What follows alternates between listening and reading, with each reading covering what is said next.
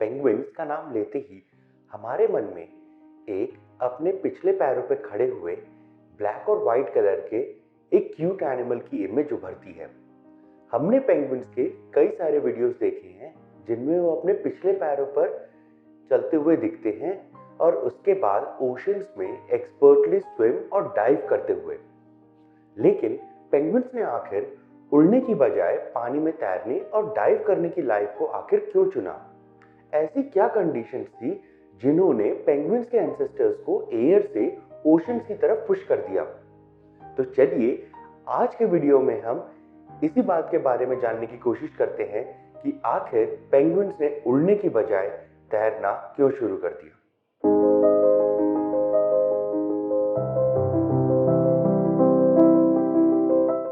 आज की पेंगुइन्स पानी में रहने और डाइव करने के लिए बहुत ही अच्छी तरह से अडेप्टेड हैं। एग्जाम्पल के लिए उनकी पूरी बॉडी पे छोटे छोटे स्केल्स जैसे फेदर्स होते हैं। ये फेदर्स उन्हें ड्राई और वार्म रखते हैं ओशंस के ठंडे पानी में। इसी के साथ साथ उनके हेड और लिम्स में रीटेमेरेबल नाम के सिस्टम्स होते हैं।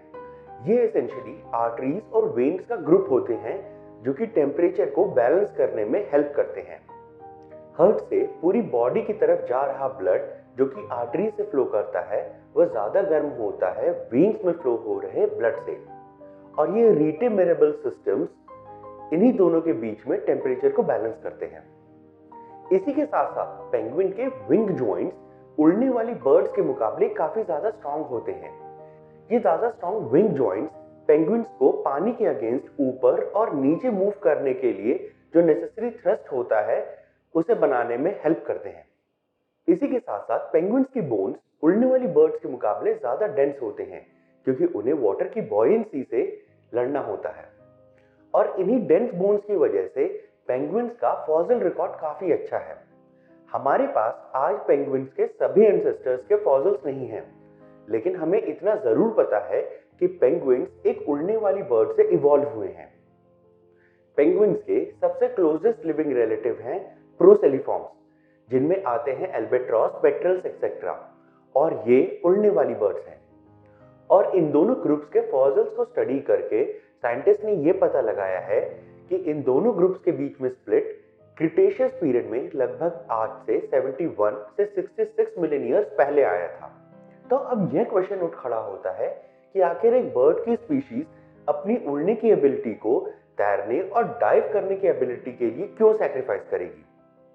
साइंटिस्ट ने इस बात को समझने के लिए कुछ और बर्ड्स को स्टडी किया है। साइंटिस्ट ने थिक बिल्ड मरेज जो कि अपने विंग के सहारे डाइव करती हैं, और पेलेजिक कॉर्मोरैंट्स जो कि अपने फुट के सहारे डाइव करती हैं, उन्हें स्टडी किया है।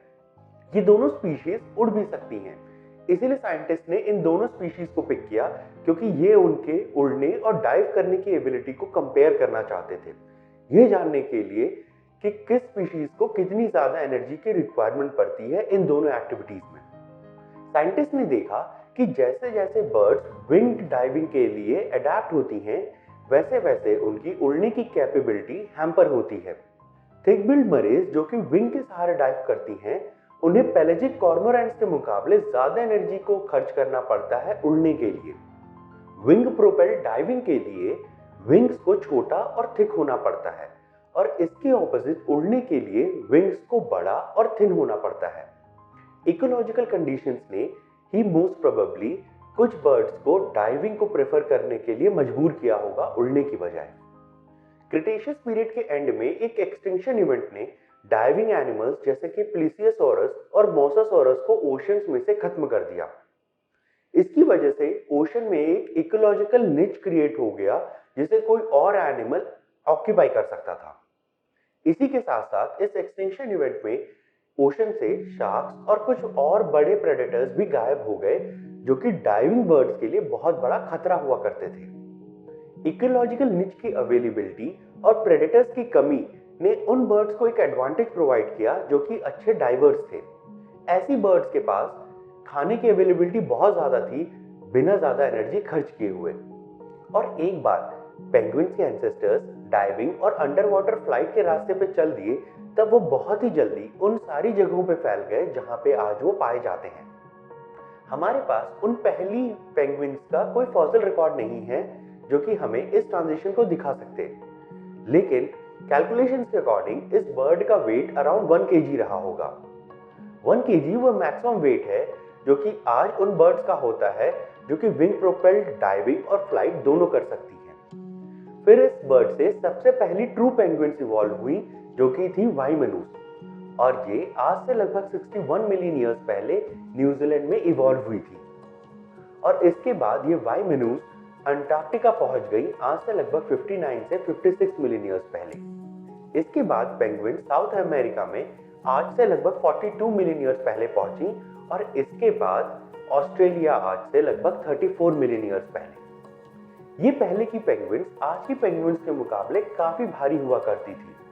आज सबसे बड़ी पेंगुइन्स हैं एम्परर पेंगुइन्स जो कि 1 मीटर टॉल और 40 kg तक भारी हो सकती हैं। क्रॉसवेलिया 1.5 मीटर तक टॉल और लगभग 80 kg के भार वाली हो सकती थी, और कुमीमेनू लगभग 1.7 मीटर टॉल और 100 kg वेट की होती थी।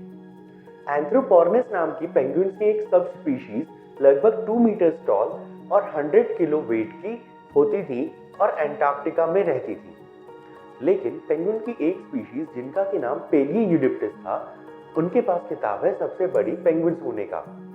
ये पेंगुइन स्पीशीज 2 मीटर से थोड़ी बड़ी और 115 किलोग्राम तक भारी हो सकती थी। और ये पहले की पेंगुइन्स आज की पेंगुइन्स की तरह ब्लैक एंड व्हाइट कलर की नहीं बल्कि कलरफुल हुआ करती थी। लेकिन आज से कुछ 23 मिलियन ईयर्स पहले ये कलरफुल पेंगुइन्स ओशन से पूरी तरह से गायब हो गई।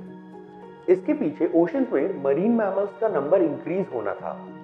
ये मरीन मैमल्स बड़े पेंगुइन्स के साथ फूड के लिए कम्पीट करने लगे, और कई सारे जैसे कि किलर व्हेल्स और सील्स पेंगुइन्स को ही अपना खाना बनाने लगे।